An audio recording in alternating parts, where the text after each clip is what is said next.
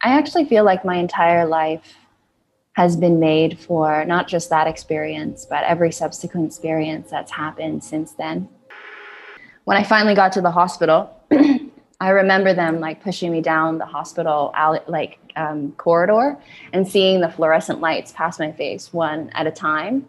And actually, it's a very interesting story that I'll add, because this is why I feel like so many events in my life took place to have this moment. Is that when I was very young, in grade 2, they asked me to write a short story, any short story that I wanted for school, as a practice to like practice writing. And I wrote that I was being pushed down the corridor in a hospital towards my death, and that I could see the fluorescent lights passing my face one at a time, being pushed to my death. And I was only like maybe 7 at the time. And so my mom was like, why would you write about that? But in that moment, when I was getting pushed down the corridor to my death, in that moment, I was like, I understand that everything in this life is a destined path. We're going to go back to 1971. I was 2 years old, and I have a couple memories from being 2. One is I remember playing in a sandbox with a Tonka truck. The second thing I remember from being 2 years old was I sat my parents down and I told them why I came to Earth. um, I remember like it was just yesterday, like it happened a minute ago too. And it's almost like I wasn't talking. Somebody sat me down in front of them and spoke out of my mouth, I swear, because I don't know how I could have told them this, but I have the memory.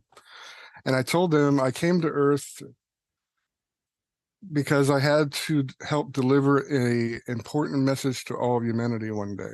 I know that sounds crazy, but that's exactly what I told them. And I said I had to learn all the languages there were as well. So that's how my life on this planet started, as far as I can remember. I don't remember coming into my mom's body, like a lot of my autistic friends tell me they remember that.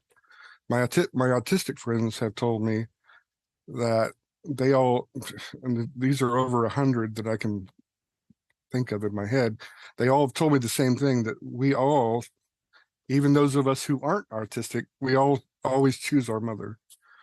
So I have to believe that that's got to be somewhat true, because how can all these people from different parts of the world tell me the same thing and not be true? But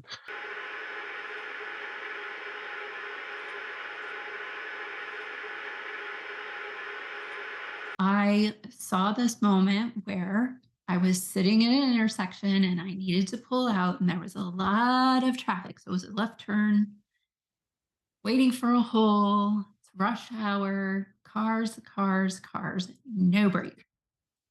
And then I see this small spot, and I'm thinking, I can squeeze myself in there. I think I'm going to have to squeeze myself in there, but it's probably going to make the person, behind me mad. And I did it. I pulled into traffic. And, I remember doing it as a human, and I was like, oh, thank goodness, now I can get home, right? Totally forgot about the person behind me. But from the other side, it was all about the other person. They were angry, they were not happy. I felt all that. I was them behind the wheel in their car driving. How's that even possible? Except that it is when you're on the other side, because it's a totally different set of physics, if you will, a totally different space, a way of interacting.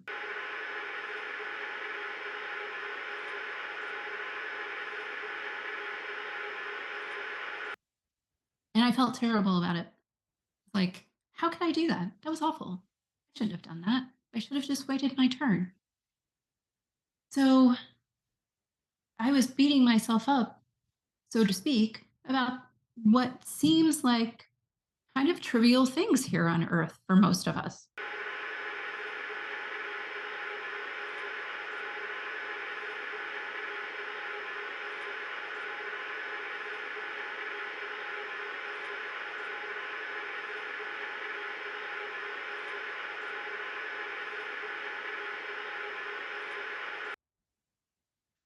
And then there were a lot of bigger things, like, for instance, remembering some pre-birth planning. So my father was not a nice man to me. He was abusive. And I was able to see an answer to a lot of people who ask the question, why is there suffering here on earth? How can you have so much love and joy and peace on the other side and then have suffering here? It's not logical.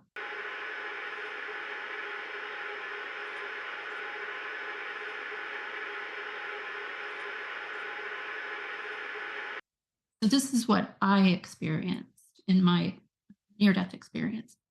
I saw that I planned to come here with my soul family. My father is a part of my soul family, just one member in my soul family.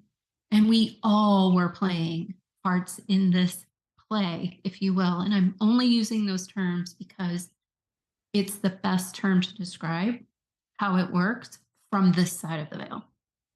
So let me pause for just a second with this.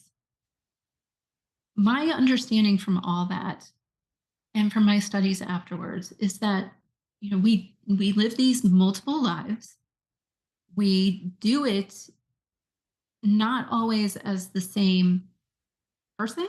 So sometimes I could be me, and sometimes I could be my father, and sometimes I could play, if you will, the person who is my mother.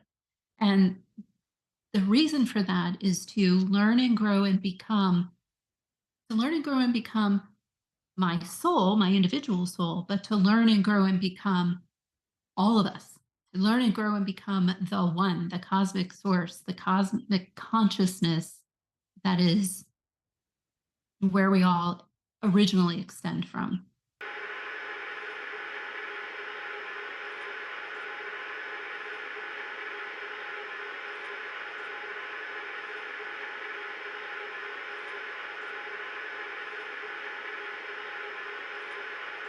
So, as we were planning this life together, I chose to play me, Angela, and come here. And here's the part about the suffering: to lovingly and graciously help the soul that is within my father grow and learn and become.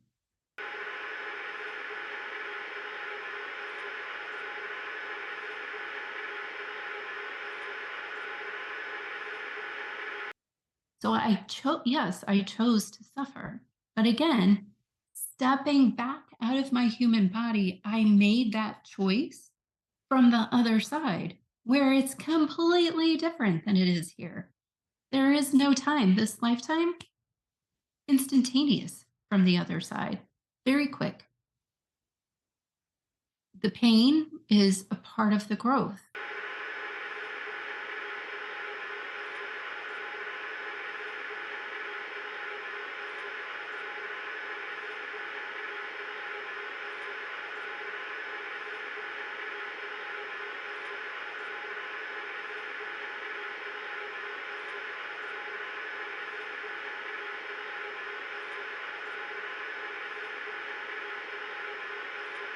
There is no pain on the other side.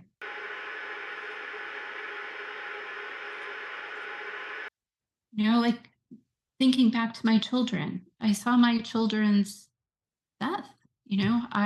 When I thought about leaving them behind, I was able to see what would happen to them if I stayed and didn't come back, and the pain. And I knew they would be there instantaneously. I knew that they were coming back to this space of love and light and peace, and everything would be okay then.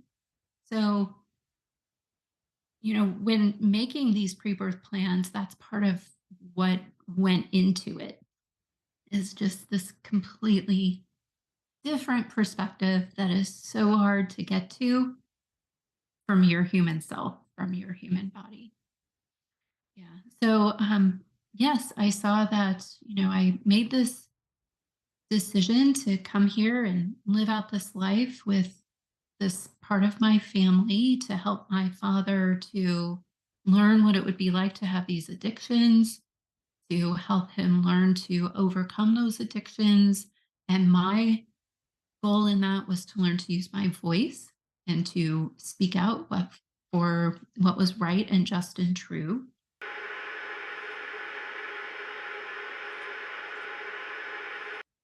And, have my learning and growth occur through that. And eventually I did. Eventually, that's what happened. Um, so it's just, that whole part of that experience was so enlightening and helped me understand suffering from a whole different perspective, from the perspective of myself on the other side. And this interplay that we create with each other, which leads to that, and also the free will portion of that.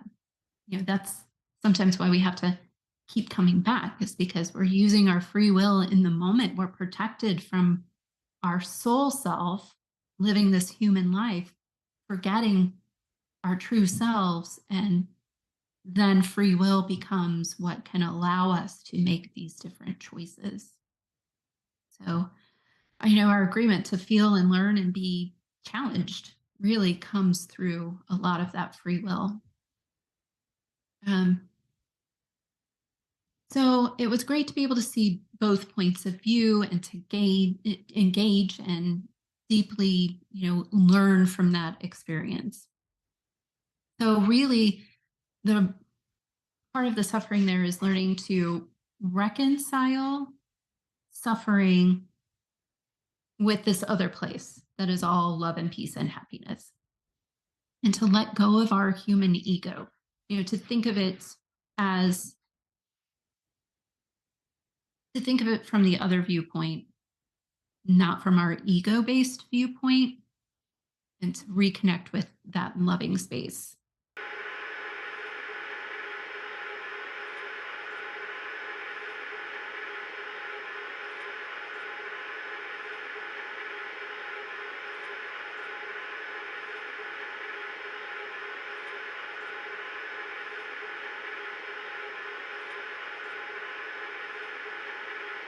So really, the part of the suffering there is learning to reconcile suffering with this other place that is all love and peace and happiness,